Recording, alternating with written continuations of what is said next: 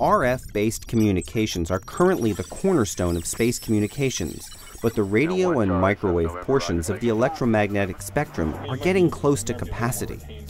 So with the reliable infrared laser, similar to the fiber optic cable bringing TV, internet, and phone into your home, NASA is venturing into a new age of high-speed data delivery. Why lasers?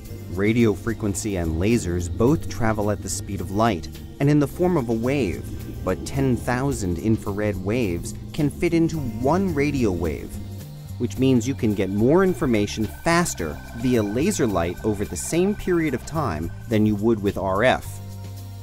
The concept of space-based optical communications has been proven in previous low data rate demonstrations. But the Lunar Laser Communications demonstration will introduce a new infrastructure and will have the ability to transfer data 5 times faster than its predecessors. Although short-lived, LLCD will provide an important building block to the next tier of laser communications. So with one eye on the present and the other on the future, NASA is preparing to implement an operational optical communications network. The Laser Communications Relay demonstration is the first step in establishing this infrastructure.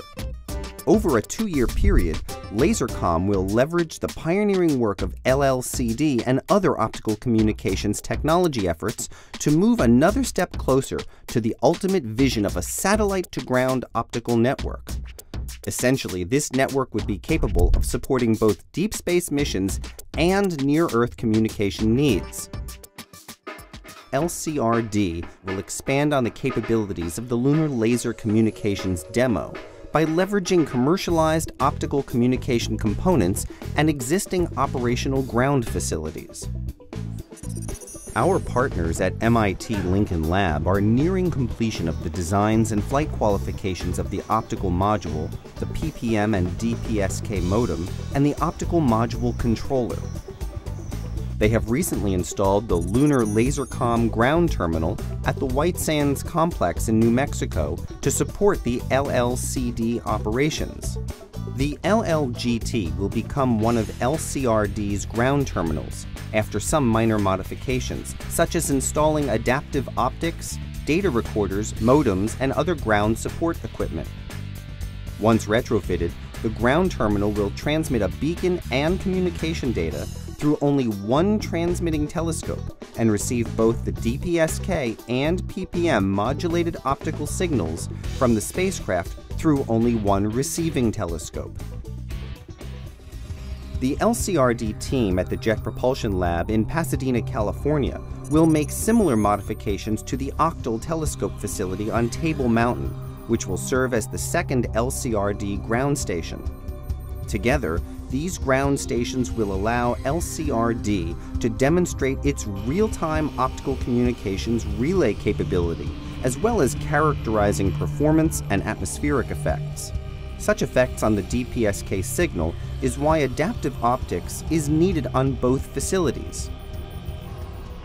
In keeping with NASA's goal of a cost-effective technology demonstration, NASA Goddard is procuring the commercialized hardware like the optical module, the controller electronics, and the space switching unit. Goddard is also building the modems in-house according to the MIT Lincoln Lab designs, which call for the PPM and DPSK modulations to be built into one modem.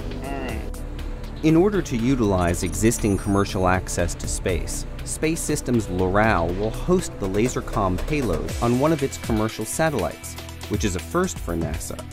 This highly anticipated launch is scheduled for 2017.